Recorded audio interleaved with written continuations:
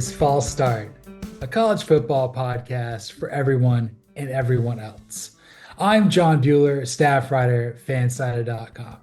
I'm joined today by a man who's been up since 7 as well, who didn't leave the big house at halftime, but definitely wants to know where the boneyard is, even though he didn't know it was a place until this afternoon. Cody Williams, content director at fansided.com. How the hell are you? Dude, we're living on just pure vibes right now. My wife is upstairs trying to sleep because she's got a flight at 3 a.m. So yeah, it's a good day here in the household. But man, what a day of college football! What a day! It was awesome. Yeah, we're back at Boo Bear's house. It feels like I'm living in a simulation. Oh God, shouts to Boo Bear. Boo Bear. He doesn't care about college football, but we do. Yes. We This very much do. That's why we're here. Yeah, dude. We're doing obviously 3 yards in a cloud of punt today after an absolute blowout involving the NC State podcast alma mater. She definitely stayed up the whole thing.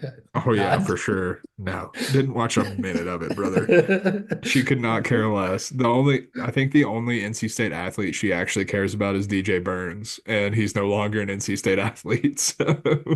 He's the big boy and he's our friend, and this is false start. So let's get the ball rolling here. I'm gonna run with this. I feel really confident that the SEC is gonna get the number one seed in the playoff Mhm. after what we saw over the weekend. It could be Georgia, it could be Texas, it could be Ole Miss, it could be Tennessee, it could be Mizzou. It's not going to be Auburn. It's not going to be Kentucky, and it's probably not going to be Alabama. We'll talk about them a little bit more later. But obviously, the big game was Texas just doing Uh, whatever it wanted to versus Michigan. Yeah, Michigan looks terrible. I can't believe they won the national championship a year ago. Honestly, you know what that game really reminded me of was watching Georgia play Clemson last week because it felt the Yeah. same thing. Like Michigan's defense was very good in that game. Quinn Ewers and Steve Sarkisian, they put together a great game plan to attack it for sure, which I think is, a credit to them and, maybe the difference between Sark and a Mike Bobo starting out calling that game against Clemson. But I do think like it just seemed like at a certain point, Michigan's will broke just because they knew they couldn't do anything offensively. And that's what it felt like with Clemson last week with Cade Klubnik. It felt like they couldn't necessarily get any kind of forward momentum with that. And Michigan felt the same way. And like as soon as Texas got up, I believe it was 14-3, I was like, this game's toast, man. Because granted, hindsight's 2020 and they didn't score 14 points, but watching what Michigan was doing on offense, it was hard to see them getting 14 points on the board. Yes, it's exactly like the Georgia Clemson game last week. And honestly, it's basically why the Tampa Bay Buccaneers fired Tony Dungy and Mhm. got John Gruden there because Yeah. like the defense is like, we're stopping everybody. We can't score any points. I don't know what Davis Warren does besides be the Wilton Spit you have at home. He's terrible. Alex Orchard can't throw the football. I felt bad for Wink Martindale's side of the ball. He's got Mason Graham and Will Johnson. They can't do anything. Ewers No. extends a few plays on 3rd and long, gets a couple touchdowns, and I'm just like, yeah, Michigan. This is going to be maybe a 7-5 team, like you mentioned, which is kind of frightening. No, I mean, this team is against any type of elite competition, any type of like, I think the thing that we're really losing in all of this is like, I'm high on Texas's defense. Like, I didn't think it was going to be the drop off that a lot of people did, but it's still a worse defense than it was last year. This is not a top 10 defense in the country that they were playing today. And they have to play a couple who might be top 10 defenses in the country. Like Penn State didn't look like it today against Bowling Green, but I think Penn State wasn't trying to look like it today against Bowling Green. Right. And then they have Ohio State on the schedule, obviously, and we know Ohio State's defense has been and is still very damn good. So like when you face those type of opponents, like it's going to be tough. And then you look at other opponents on their schedule. You look at a USC. Like USC is going to be able to score on them just as much as Texas was because Lincoln Riley is going to be able to scheme against this defense. I think that's going to be a fun chess match to watch with Lincoln Riley and Wink Martindale facing off. But I do give advantage to USC because I'm always going to give advantage to offense because the rules, frankly, give advantage to the offense. So like I just don't like. I don't see the upside with Michigan. I think there's a high floor. I really do, because I think that this deep when you have a defense that good, it you have a high floor proposition. But like you look back at defensive teams who've won national championships or competed for national championships. I'm thinking specifically about like the Jake Coker Alabama Yeah. teams, and like they at least had an identity on offense. This team doesn't have an identity on offense. Like they're not running the ball well. They obviously can't throw the ball with Davis Ward, and definitely not with Alex Orji. So like I just don't know where like the ceiling and the floor almost seem like they're the same thing for Michigan, which is not a good place to be as a defending national champion, no less. Yeah, I mean, once you saw Colston Loveland like fumble a pass that he caught, that should have been a first down. I mean, it's in their head, dude. They don't know what Yeah. they're doing.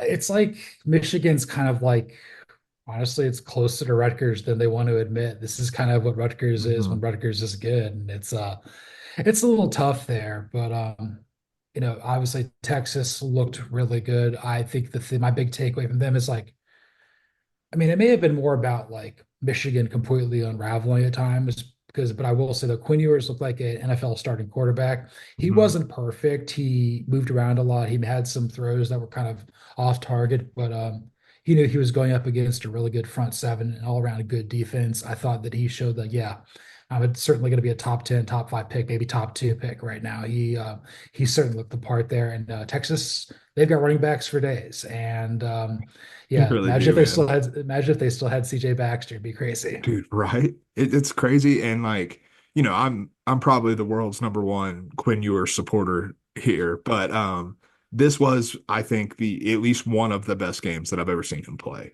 And yeah, Mhm. you're right, it wasn't perfect, but against a defense like Michigan, which is about as close as you're going to get to an NFL level defense in the college level, he didn't make any big mistakes. Like he didn't make the throw where he's trying to play hero ball or anything like that. He played within himself, he played within the offense, and he made the plays that needed to be made. And I think the other thing that really stood out is I think one of the questions, like we knew Sark was going to hit the transfer portal, and we know he had been recruiting at a high level to replace guys like A.D. Mitchell, Xavier Worthy. They replaced him, man.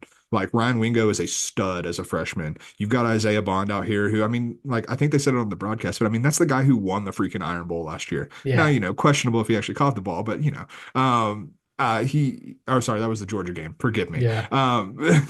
But regardless, like Isaiah Bond is an absolute gamer, and like this offense is still going to absolutely thrive because at the end of the day, you have a quarterback as talented as Quinn Ewers, who is now in his third year in the program, learning this offense behind an offensive mastermind and Steve Sarkisian. Like Texas is for real. Texas is not going anywhere. No, I mean, you look across the board, like, I mean, yeah, Isaiah Bond did not catch that. Georgia looked fantastic. They completely lit up Tennessee Tech again. Oh God. Carson Beck threw the ball. He set a school record for most touchdown passes. Jackson Dart continues to be amazing for Ole Miss. They wiped the floor with Middle Tennessee. Tennessee eventually figured out and just blew the barn doors off of NC State. Nico Iamaleava, gosh, I went back. They had a whole thing about how to pronounce his name. I'm still in. I can't do it. Iamaleava, yes. They looked really good. Tennessee's got a really good defense. Hmm. Mizzou's kind of quietly been clobbering people. They're firmly in the top 10. I feel very confident that whoever gets to Atlanta and wins is going to be the one seed. And like they're the upper crust of the SEC, including Texas, is unless Ohio State like continues to improve, and then we'll see what happens with USC later tonight. We'll kind of figure that out more tomorrow and probably talk about Hmm. that more on Monday's show. But right now, like I can't see a way where like the SEC champion doesn't get the one seed. No, and I'll take it one step further. I think you're pretty much looking at the one and the five. Like I think that the top at large team is definitely going to be an SEC team with the way these teams look, because like literally the only thing that's going to be separating them, in my opinion, is going to be who won the conference championship. Like that's literally the only thing separating them. But like when I just published on fansided.com the projected AP top 25, I moved Texas up to number two. So Yeah, the two top two teams in the country right now, by my estimation, are SEC teams. And like when I look around the Big Ten, I don't see necessarily the elite team. Now, Ohio State did absolutely beat the brakes off Western Michigan. Western Michigan might be bad, like real bad, yeah. because Akron looked better against Ohio State than Western Michigan did today. Now, maybe that's Ohio State figuring some things out, Will Howard getting more comfortable, but like it's going to be a couple weeks before we see Ohio State actually play somebody. Oregon currently is down 20 to 14 to Boise State right now. USC, like I think that we think the defense is improved, but we still think there's some cracks in the armor there. We saw what Michigan is today. We saw that Penn State has a letdown game in them today. We have not seen that from the SEC's elite right now, outside of Mhm. like, I mean, the teams we talked about. Like you said, we're going to talk about Alabama here in a second, but like, Ole Miss has just looked like a death machine at this point. Like, yes, I understand they have not played anybody, but like they've played the dominant level you'd want to play nobody with. Like Jackson Dart today set the SEC record for most consecutive completions. He started out 24 of 24. Like it was just pure domination and pure like they Middle Tennessee never stood a chance in that game. Yeah. No, Derek Mason thought he was a Vanderbilt again, basically. Middle Tennessee's the Vanderbilt you have at home, man. Murfreesboro, the Nashville you have at home. That's right. Uh, they wish they could drink there, but they can't. This is false start. But yeah, you think about the Big Ten. Oregon's been struggling. Penn State got scared by a pretty good Bowling Green team. Iowa lost Alaska and Cyhawk, and we think Iowa's halfway decent too. And but I guess this kind of probably goes to like our next run. Nebraska definitely maybe might be good, but I don't know if they're great. But they dominated throughout the entire time with their traditional Big Eight rival there in Colorado. Man, what a sad bag of crap that is in Boulder right now. No, dude, absolutely. Like, I think we can drop them maybe. I think Nebraska is just definitely good. Like, I don't think they're great yet. We saw in this Colorado game that they had some moments where you could tell that they weren't quite comfortable with being, great or something like that. Like a lot of self-inflicted wounds, penalties, big plays that were called back by dumb penalties and stuff like that. And like that's the type of stuff that separates the good from the great. And like Matt Rule is still building this program, building it from the ashes of what Scott Frost left there. So like, we'll give them that grace period. And the fact that they're good already with a true freshman quarterback in Dylan Raiola, that says a lot. But when I was watching them play Colorado, it was hard for me to escape the fact of like, or the idea of it looked like when the elites of the Pac-12 last year would play Colorado, and Colorado just looked completely outmatched. That's what it looked like for 60 minutes in this game. Like Shador Sanders was under duress the entire game. Travis Hunter wasn't running freely. It just looked like it was a slog for Colorado, whereas Nebraska was making things run very easily. The big takeaway, yeah, I'm right there with you, but I would say the big takeaway that I kind of had from it that leads me to believe that Nebraska is probably going to be good. Again, I feel this is like going to be like an 8-4, maybe 9-3 team if they take advantage. Although I think Illinois looked pretty sneaky good. They're beating Kansas. You Hmm. call that. Yeah, Yes, sir. yeah, that team's also Brett Bielema's daughter's names are Briella and Brixley, which is like uh, I, I I look I have to imagine that was his wife's doing because like the idea of like Bert Bolema looking into someone's eyes dead serious and being like, I'm gonna name this kid Brixley, that's just not a thing I can imagine in reality. I mean, it's like the same the girls who like live in Macon that like dress up for the fall. They name their kids name like Paxton and Brenchley and Paley and stuff like that. What a world we're living in, man. Gen Z is cursed. I know, dude. Shout out King Broccoli. Gonna make his That's debut right. tomorrow. But I guess to go back to kind of with like Nebraska, the big thing that was my takeaway is like Nebraska did something that I haven't seen Nebraska do since I was in college. Like when Hmm. Georgia was playing Nebraska at like the Independence Bowl and then the Gator Bowl and back-to-back years. It's like congratulations, Mark Pickett playing Nebraska and Bo Pelini. That era of Nebraska, and honestly now maybe the end of Frank Solich and stuff like that, like Nebraska kind of got to the point where it's like they make the other people make mistakes, and Hmm. they're getting in their head. Like Colorado is just completely screwed right now. They're making mistakes. It's like this quicksand sort of thing. And Nebraska was always doing those self-inflicted nonsense under Scott Frost and then under Mike Riley, and then a little bit there at Dito Bo Pelini and everything like that. But like to get back to that point where like the script is flipped, and now Hmm. you're doing that versus a traditional rival. Maybe you do that in the Big Ten, then that leads me to believe that Nebraska can get more W's and L's for the first time since Obama was in office, and that'd be great. No, I mean, I think they're almost a bowl lock at this point by my Yeah, estimation, just because like I think we no matter what you think of Dylan Raiola, no matter if you think he's going to be great or is great already, like I think he's better than I probably expected right now. But I think the one thing we really underestimated is how much of a jump even just getting competent quarterback play from Dylan Raiola is from what they had with Jeff Sims and Heinrich Haarberg last year, because like that was like actively detrimental to Nebraska's offense. Whereas Dylan Raiola is an asset. Like he made some throws tonight where I was like, okay, you're doing a little too much, brother. And he made some great throws as well where those plays worked out. But like I think just the sheer level of talent and the sheer level of experience playing quarterback at this high of a level, even if he is like doing it for the first time at the college level, but I'm saying like against, elite high school competition, like he was such an upgrade that he gives Nebraska such a baseline level of confidence. And like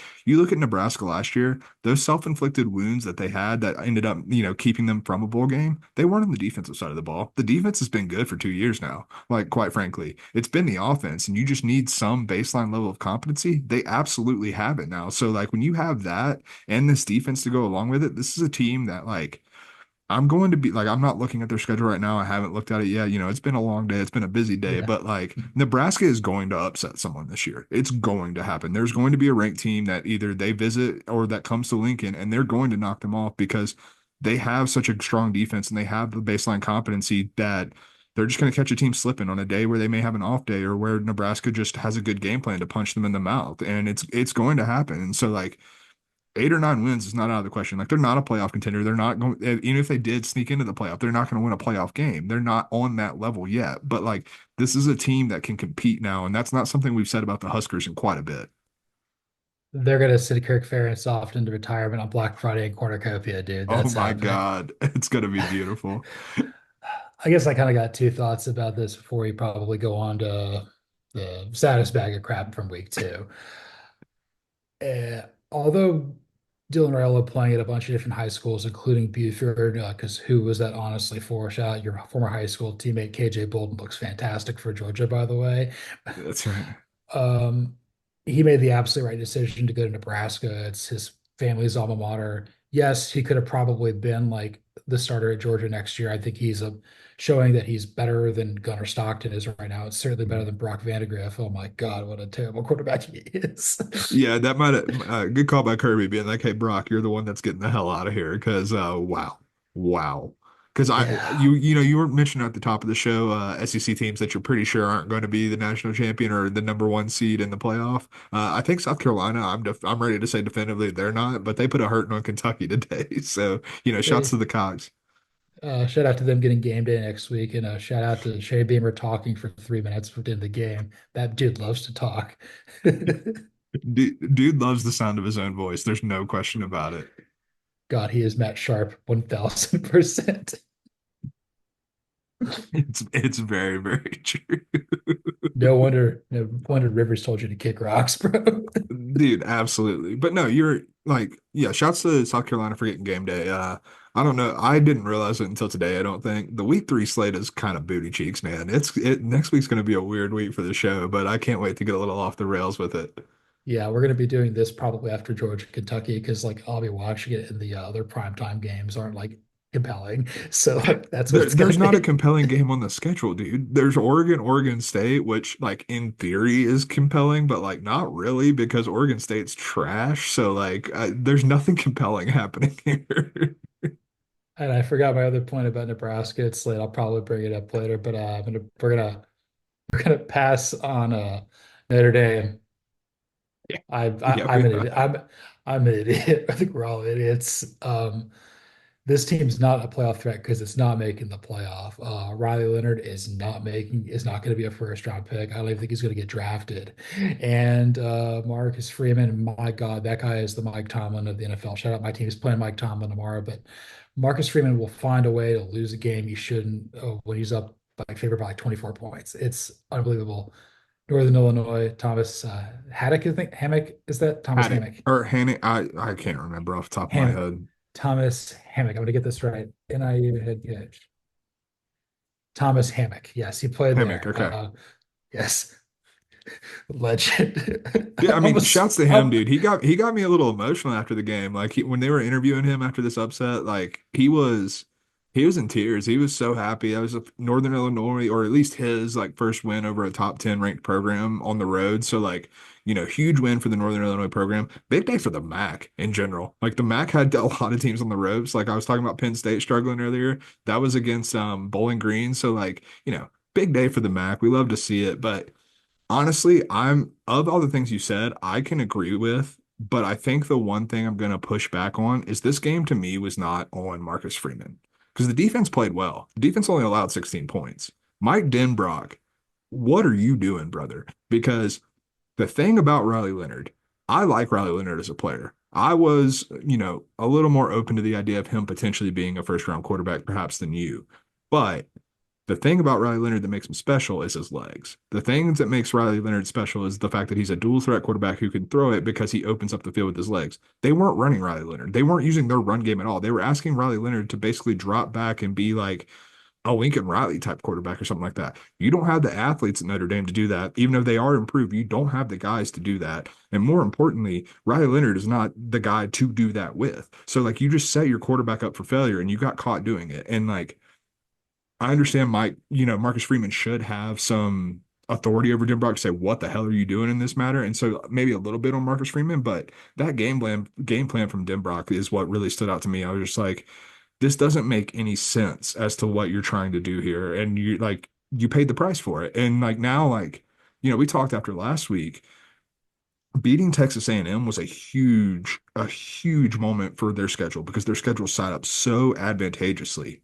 And you just completely erased any margin for error with this loss. Like you have zero margin for error now. And on top of that, with that margin of error gone, you also like now just look like a worse team. And there's many more questions about this team than we had going after last week. So like, yeah, it's hard to look at Notre Dame and take them seriously at this point. I mean, could Northern Illinois win the group of five? I'm not ruling that out. They've got the best win right now. They're going to probably be ranked starting next week. They're 2-0. They look pretty good. And I mean, I'm not. They're 2-0, right? Yes, please be Yeah, 2-0. they're 2-0, I do believe. Okay, thank God. Thank you. That would be stupid. But I think it's hilarious. I think it's like the Marshall game and then the Stanford. I think Hmm. those are both at home for Notre Dame, so there's nothing like having NBC there and they're interviewing like somebody else's coach on a Notre Dame telecast. Dude, like it is. I think the funniest thing in the world was, at least for me, as a Cowboys fan, which can't wait for another Cowboy season. That's gonna go great for 18 weeks and then just end horribly for me. I'm looking so forward to it. But watching Jason Garrett just like tear Notre Dame to shreds, like that tells you everything you need to know. If Jason Garrett can see obvious flaws with what you're doing coaching wise, like that's a problem because Jason Garrett has plenty of flaws himself. I watched them firsthand. He's not a good head coach. And so like seeing that be like and like me not really having an argument, no pushback against Jason Garrett. That's not great for you, Notre Dame. Like, and this is becoming very atypical for Notre Dame under Marcus Freeman, which is where the blame can come on Marcus Freeman. You've got to have your team prepared, particularly if you're going to remain independent. You've got to have them prepared 12 weeks out of the year. That's just point blank period. You have to have them prepared. And to see them consistently go up against inferior competition because like again, hats off to Northern Illinois, but there's no world where Northern Illinois should win this game. When you look at the X's and O's and the talent on paper, there's no way they should even be in this game. And the fact that you're losing to these teams, you're losing to a Marshall team that was bad that year, losing to a Stanford team that was the Pac-12, like in the cellar of the Pac-12 last year. That's that's indicative of coaching. That's not indicative of the talent you're bringing in because that talent is there. We've seen it go to the NFL constantly over the past few years. But like I mean, it is a coaching thing when you get down to it that way. Absolutely, yeah. I mean, like I had Notre Dame being like, okay, maybe they're like in the same group of like Georgia, Ohio State, Oregon, and Texas. We're like, oh, I think they can win a national championship. It might be Ole Miss that they may take their spot now. At this point, it's like week two. We're still trying to figure this out. So it was Jason Garrett in the booth. Was it Jack Collinsworth calling the game too, or Oh was yeah, he of still in course. Brazil? Of course. The nepotism runs strong, baby. So he was in Brazil and he flew back to call this game at his alma mater and they lost. God, what a time to be alive. I mean, I hope he enjoyed Brazil. Hope Jordan Love gets better. we're hoping Jordan Love is healthy, I guess. But yeah, what a NBC sports coverage. Like they're all over the place. Like they've got to go to they're in Detroit tomorrow. Is that right? Or in there in LA? It's Rams Lions. I just don't remember where the game is. I don't know. We should ask all the people who left the big house where they're going.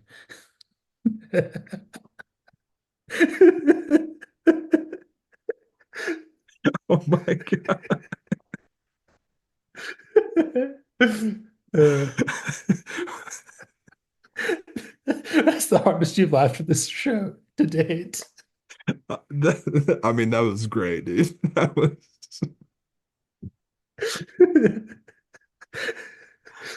oh my God. But I mean, yeah, Notre Dame, Riley, like I think like just circling back to the main points, like Riley Leonard had already hurt his draft stock. He did not look good last week against Texas A&M. They won and like he made some plays down the stretch with his legs, as I've already mentioned. But like, yeah, even if Notre Dame were to sneak into the playoff, because the other takeaway I kind of have from this week is there aren't a lot of great teams in college football this year. There's a few, there are for sure.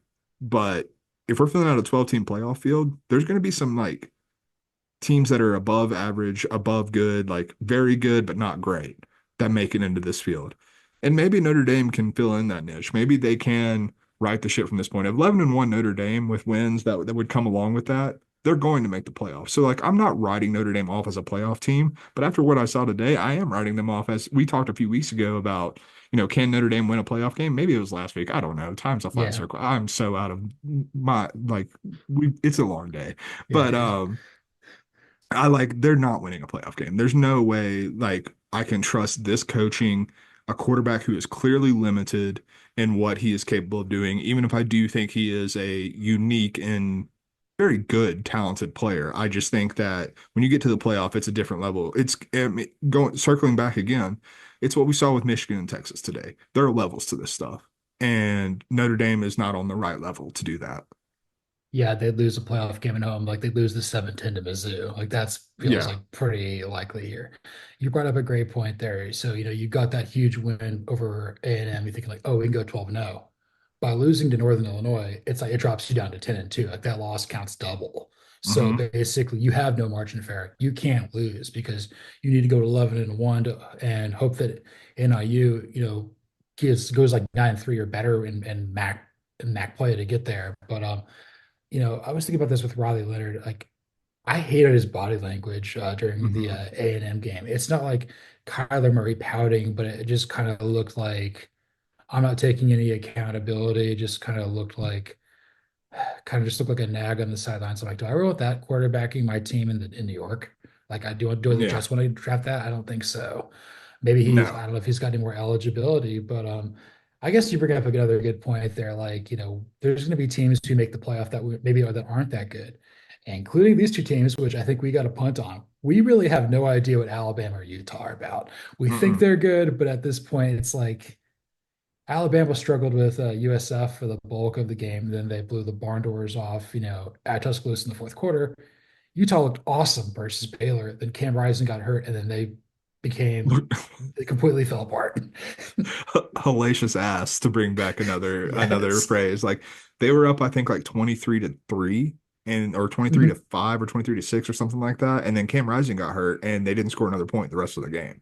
Like and like, let's be clear, like Cam Rising, his X-rays on it was it was a hand injury, and his X-rays on the hand came back negative. So like, it's not a broken hand. It's not going to be long term. He may miss next week against Utah State.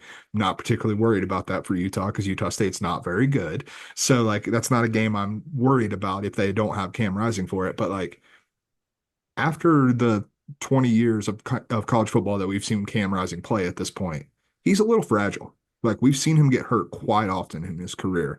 But like not even like disregarding the ACL injury. I'm not even talking about that. He's been banged up quite a bit because of the style he plays. He plays a hard-nosed running style of football. So he's been hurt pretty frequently. And I think this year, more so than a lot of years that we've seen this Utah team, they're worse at quarterback than they have been before behind Cam Rising. So if something were to happen, it's going to be a problem. Oh, for sure. I mean, Cam Rising's about as old as my car. Yeah, the '98 Jeep Grand Cherokee Laredo is still out there running, I guess. And yeah, Cam Hell Rising yeah. is a little brutal out there. So this came in the part of the day when I left my apartment to go to Boo Bear's place, and I come by and I'm like, oh yeah, I'm like, oh yeah, Utah looks hella good. This is what we're gonna talk about. And I get there and I'm like, okay, it's kind of falling apart here. Then I look over there and Cam Rising's over there on the sidelines and regular people close. I'm like, did he tear his ACL again? Is that thing made out like a popsicle stick? What's going on here? Is this the effing Rose Bowl again? And I'm like, okay, I DeQuan Finn and Baylor and Dave Aranda, that just looks cooked. I mean, Yeah. Utah's defense is fantastic. Morgan Scalley's got that side of the ball humming. Andy Ludwig couldn't do much of anything once Rising went out. And they go to the I forget exactly, there was a Brock Heward, Jason Bennett game. I forget who was on the sidelines. It might have been Allison Williams. Now that I think about it, or something like that. She's asking Kyle Whittingham after the game how it's going on there, and he's got the pinched nerve. He's back here. He's like, "Oh my God, I just want to retire. My quarterback is falling apart, and I just want to make the playoffs so I can go to sleep." I'm not the most injury prone person on this sideline. It's my quarterback, damn it. Oh God. But no, like it is like I do want to talk about the Baylor part of this real quick. Like, hey, I'm mad at Dave Aranda for wasting DeQuan Finn. I loved watching DeQuan Finn at Toledo. He was the only reason I watched Toledo because we sure as hell know it wasn't Jason Candle. So like, I really enjoyed DeQuan Finn, and like he looks impotent in this offense. Like it's terrible, and it looked like that roster top to bottom looks like it is completely out on whatever Dave Aranda is selling. But you go back to the Utah side of things, like they are another team that is going to have a high floor because of what that defense is capable of. That defense is very good. That defense has improved from last year as well, too. Like I thought the defense was weaker than we're used to seeing from the Utes last year. Not the case this year. That defense is legitimate. But again, much like with Michigan, if you have either a compromised or not at all Cam Rising on the field, I don't know what this offense is capable of. And frankly, I don't think it's a lot. So like it does it does create a little bit of a power vacuum in the Big 12. The crazy part about that is I'm not sure who's ready to fill that vacuum, especially Yeah. after what we saw today in the Big 12. No, Oklahoma State almost lost. Kansas State's looking pretty pedestrian with Avery Johnson, the quarterback. Kansas lost. West Virginia's already lost.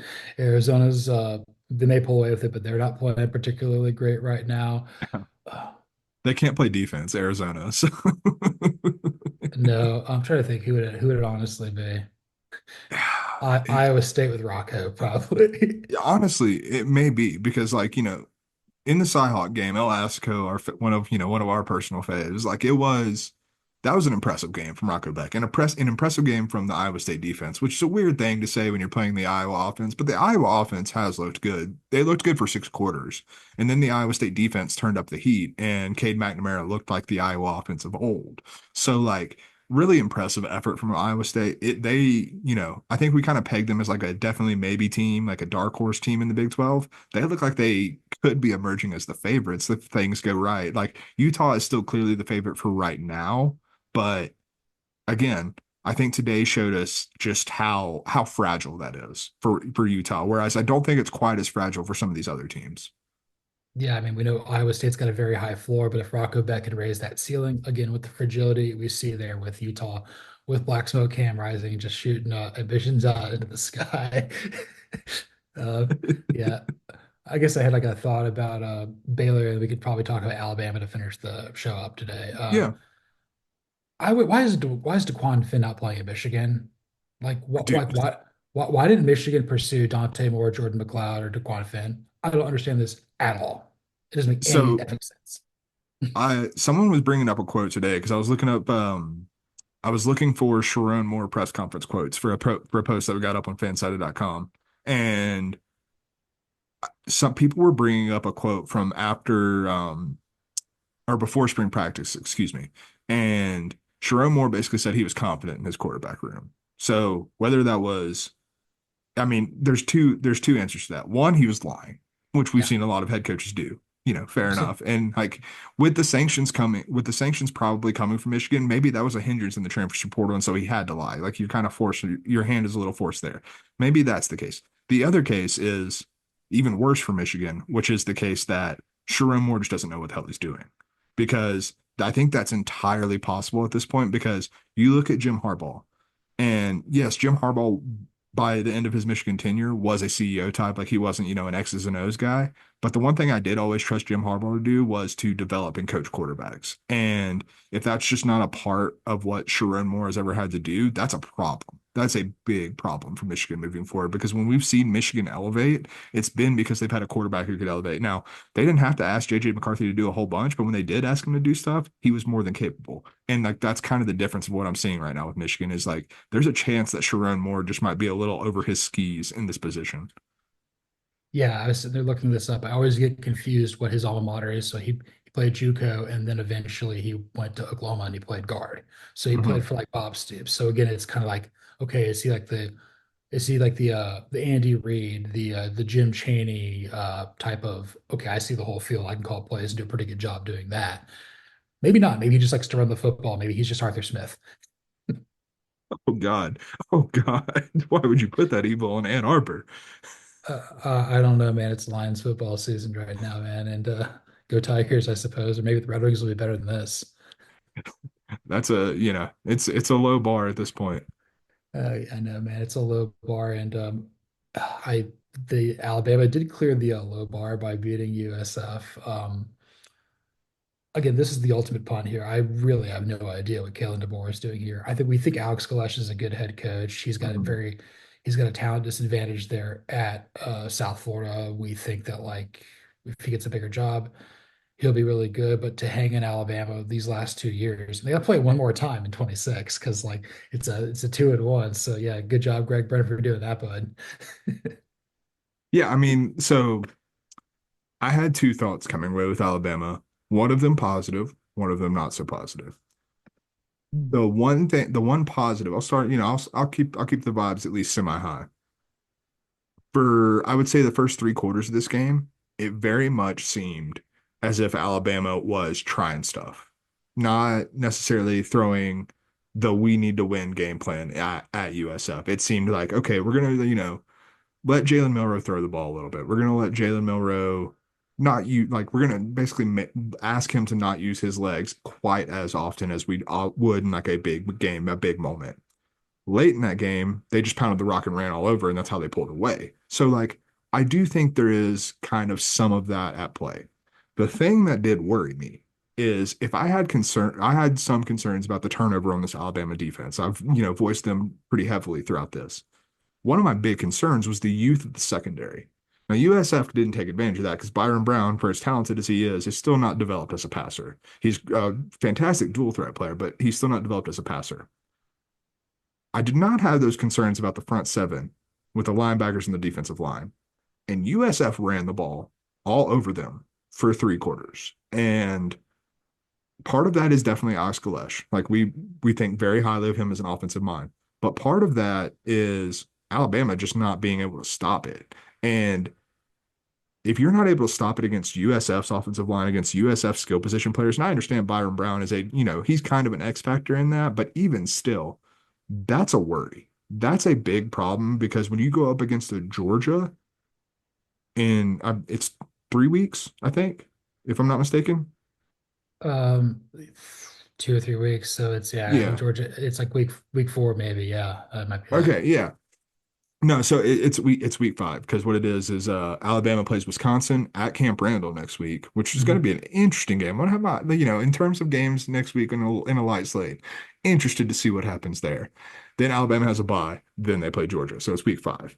Regardless, when they play a team like Georgia, who has a dominant offensive line, if you can get into that front seven's grill and push them around a little bit, Alabama's not going to have answers. And then you're also going to put that young secondary into even more unadvantageous positions against better receivers and a quarterback who can make those throws in Carson Beck. So like I have a lot of questions about Alabama. And like I think we're smart to punt on them right now just because like there's enough talent there that we can't rule them out. Like, and I think they showed that at the end of the USF game. But the first three quarters of it, it's not just vanilla game plan, write it off completely because the defensive side of the ball, it may have been a little vanilla, but they also had a lot of trouble containing a USF offense that frankly should not be able to compete with them. Totally agree. I think my big thought, just thinking about this, so they have four coordinators. They got a lot of cooks in the Yeah. kitchen right now.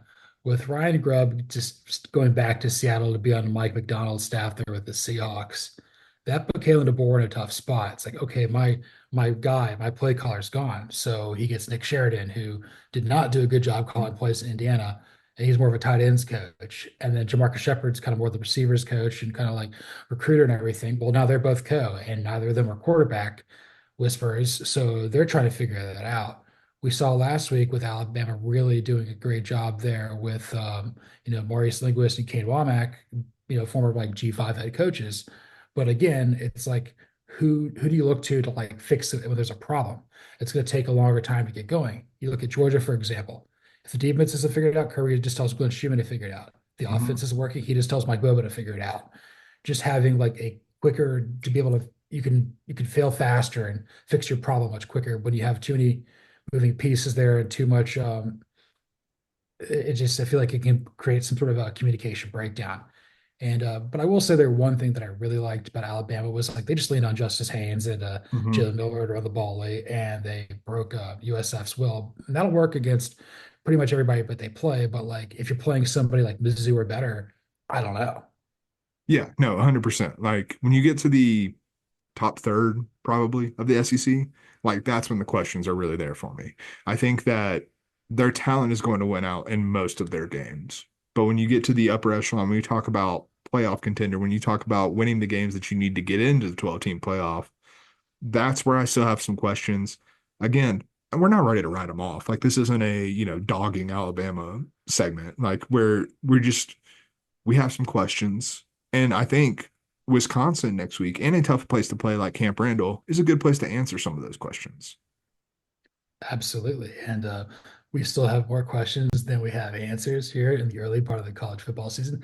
Again, we're basically in the early hours of the morning here on the East Coast and good old 10 10 in Mountain Time right now. But yeah, this was 3 yards in the cloud of punt here. We went Marty ball with run, run, pass, punt.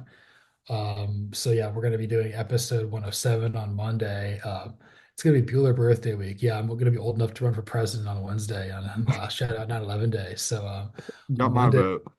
we're going to be doing graphic design as my passion, and then we're going to be doing Queens of the Stone Age, just like Novocaine on Thursday. And I think we've kind of got it figured out where we're going to be going for Antonio. Let's just say he's going to be going back to the state that we ended last year. That's right, baby. That's right.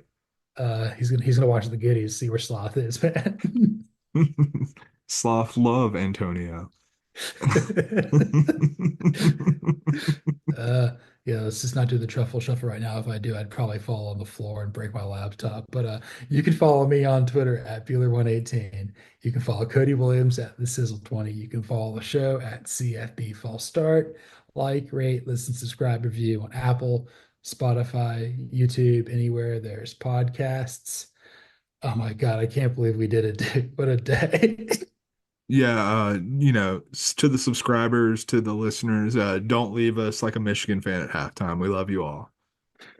Yeah, don't bail on your friends. Um, Rose before hose or nose and go Lions. Yeah, go Lions. And this is Go false Lions. start.